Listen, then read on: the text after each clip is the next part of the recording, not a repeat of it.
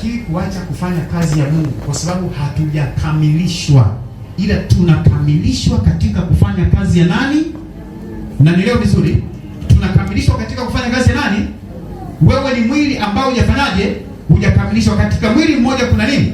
Na kusoma kwa kuwa kama vile katika mwili mmoja kuna viungo vingi, wala viungo vyote havitendi kazi moja. Anasema wala viungo vyote havifanyi kazi moja. Anasema hivi, huyu mzaliwa wa kwanza ni mtu ambaye amemwamini Kristo, lakini baada ya kumwamini Kristo, ili zitendeki kazi za Kristo, anasema anafananishwa na mwili wenye viungo vingi. Na kama mwili wenye viungo vingi, sasa anaanza kujiumba. Anatakiwa kuona huu mkono unamsaidia. Amen. Anatakiwa kuona huu mguu unafanyaje? Anatakiwa kuona macho yanafanyaje? Ndio maana maandiko yanasema tupendane sana. Amen. Pendaneni. Amen. Kwa sababu ninyi ni viungo katika nini? Ikiwa sisi tunampokea Bwana mmoja katika ulimwengu wa roho, tunaunganishwa, tunakuwa ndani ya mtu huyu. Mnanielewa? Alafu nguvu zetu zinakuwa ni hizi moja. Mnanielewa? Nataka nifundishe kidogo kitu cha ajabu.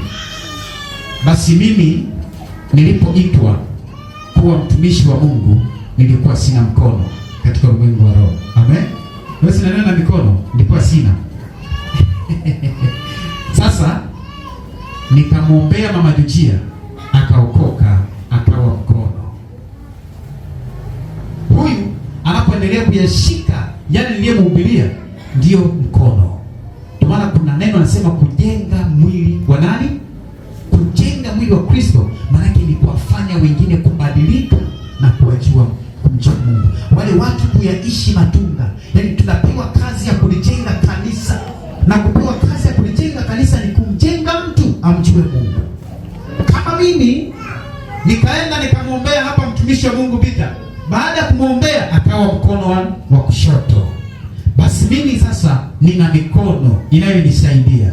Huyu anafanya kazi kama inavyofanya mimi, na huyu anafanya kazi kama inavyofanya mimi. Nani hapa amewahi kujipiga?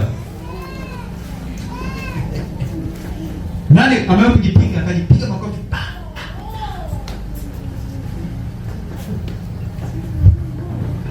Shika nyundo akajigonga hivi wewe.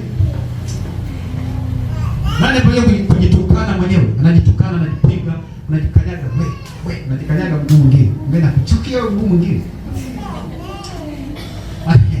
Nani ajisikia hapa?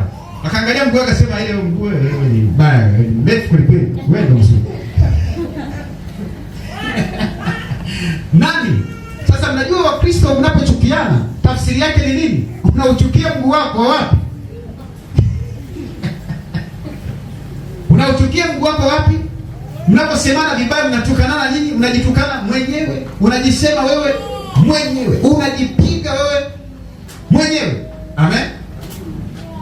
Anasema katika mwili wa Kristo kuna viungo vingi. Sasa tufanye huu ndio mwili wa Kristo. Ukisikia kanisa linagombana, maana yake wanajipiga wenyewe. Shetani anacheka, huyo jamaa anajipiga mwenyewe. Anajipiga makofi mwenyewe. Si mwili mmoja huo? Si mwili mmoja au si mwili mmoja? Tunaelewa kama mwili mmoja. Hawa watu wanajipiga wenyewe. Sasa wazaliwa wa kwanza, ili wakamilishe kazi ya Mungu, lazima watembee katika umoja. Lazima wasaidiane. Lazima wateteane. Lazima wawe kitu kimoja. Lazima wawe na nguvu moja. Hicho ndicho kitu ambacho nakifanya Shetani kuzimu. Ndio maana wana nguvu sana mapepo. Wana uwezo wa kushambulia kwa sababu wao ni mwili huu mmoja. Wao ni nguvu hii moja. Ndio maana adui akitaka kuangamiza maisha yako, anakamata yule uliyemfanya kuwa mkono wako. Ndio maana unaumia akikusema vibaya, si unajipiga, si umemfanya kuwa mtu wa karibu sana. Kwa hiyo ni mkono, sio? Mimi nilikuwa namwamini sana huyu. Sasa nakupiga, unajipiga mwenyewe. Kwa sababu ulimwamini ukamuunganisha. Yesu anakataa. Anasema tawi lisilozaa mimi nachomoa. Tawi lisilozaa nakata. Sitaki hasara mimi. Nipige niweje? Yesu anakataa kupigwa. Kama uzai anasema nafanyaje? Nakata. Amen. Kwa hiyo niwaambieni kitu kimoja, watumishi wa Mungu. Mimi kuna kitu kinanisikitisha nikiwatazama baadhi ya watu hapa, kwa sababu ninaona ndani yenu mna huduma nzuri sana ambazo Mungu amewapa. Mmechaguliwa na Kristo ili muweze kumtumikia. Nataka niwaambieni jambo moja, kwa baada ya utumishi mliopewa hamwezi kuona faida yake vile mnavyomtumikia Mungu. Ila kuna faida kubwa sana katika ulimwengu wa roho, na kuna faida kubwa sana ndani ya familia zenu. Mimi hapa namtumikia Mungu kwa ajili ya kuokoa maisha ya mama yangu. Namtumikia Mungu kwa ajili ya kuokoa maisha ya kaka zangu. Najua wanafanya dhambi huko, lakini mimi nikikaa hapa nikiomba katika roho na kweli, wao wataokoka kuliko mimi kuwatumia pesa kila wakati na kuwatakia hali muda wote. Bora niwakesheni, wapigie magoti, niwaombee usiku na mchana. Na hichi ninachokifanya wao wakijui, ila siku moja wakifika mbinguni watakuja kuelewa ya kwamba huyu mtu tulikuwa tunamchukia, tulikuwa tusaidii, lakini kumbe alitusaidia sana. Mimi kupitia kufanya ile kazi ya Mungu, wale kule ndio wanapata neema. Amen. Na waombea, naambia Mungu wale wasife wale. Nataka waende mbinguni. Mimi naomba kwa ajili yao, na kesha natubu kwa ajili yao. Sasa sikiliza, hautakiwi kuishia kuomba. Unatakiwa kufanya kazi ya Kristo ili kutimiliza karama iliyoko ndani yako, ili Mungu afanye sehemu yako. Amen. Ili Mungu afanye sehemu yako, afanye sehemu. Je, utumishi wako unatosha kuokoa watoto wako? Utumishi wako unatosha kuokoa ndoa yako? Utumishi wako unatosha kuokoa familia? Vile unafanya kazi ya Mungu na vile unajibidisha kufanya kazi ya Mungu, ndipo utumishi wako utatosha kuleta wokovu. Huyu ni mzaliwa, Mungu amekuchagua wewe, huyu mtu wa kwanza kabisa katika familia. Ulete matokeo makubwa ndani ya familia. Unaleta uzembe, usilete uzembe. Nataka nikwambie, ukisimama hapo ukamwimbia Mungu katika roho na kweli, kule mama yako anapata msaada hata kama hajataka kuokoka. Amen. Kile kitendo cha kumwimbia Mungu katika roho na kweli, kuna watu wanaokolewa kule, kuna watu wanapewa neema kule. Na shetani anafanya kusudi kabisa, anajua wewe, nataka nikuzuie ndugu zako wasipate neema. Unakuja hapa unamtumikia Mungu umenyongeka, moyo wako umekosa amani. Shetani anakuambia leo usiibe, na unakubali. Kumbe anazuia wokovu kwa baba yako, anazuia wokovu kwa mama yako, anazuia wokovu kwa mtoto wako.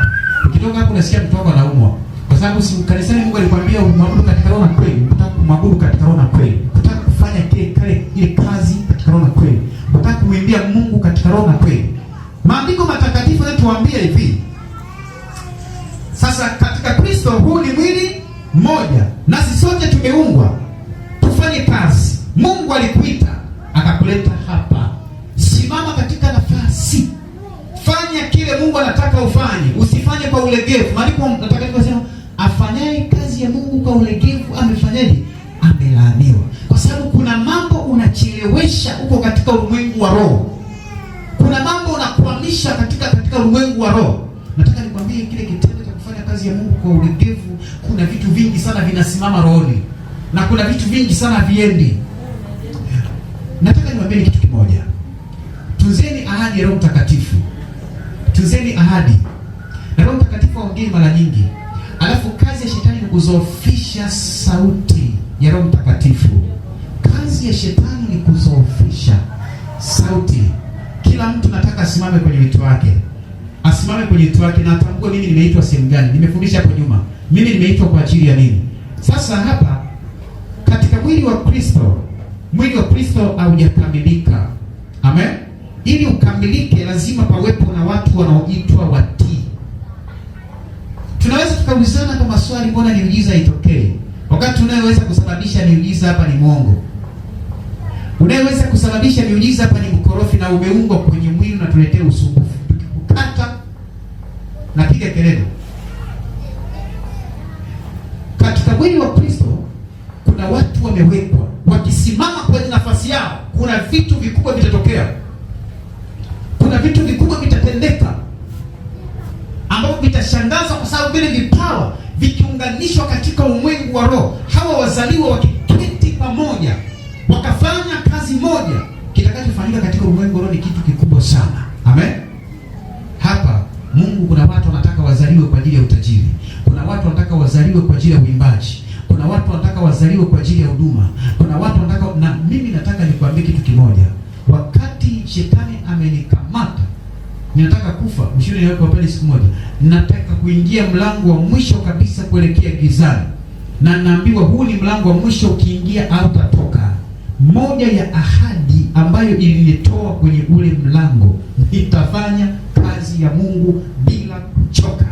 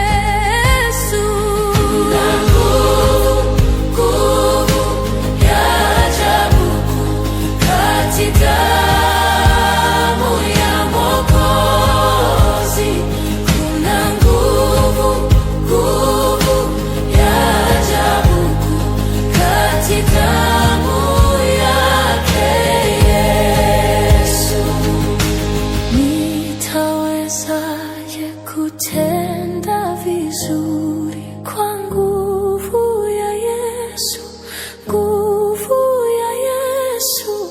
Nitawezaje kufika mbinguni kwa nguvu ya damu ya Yesu?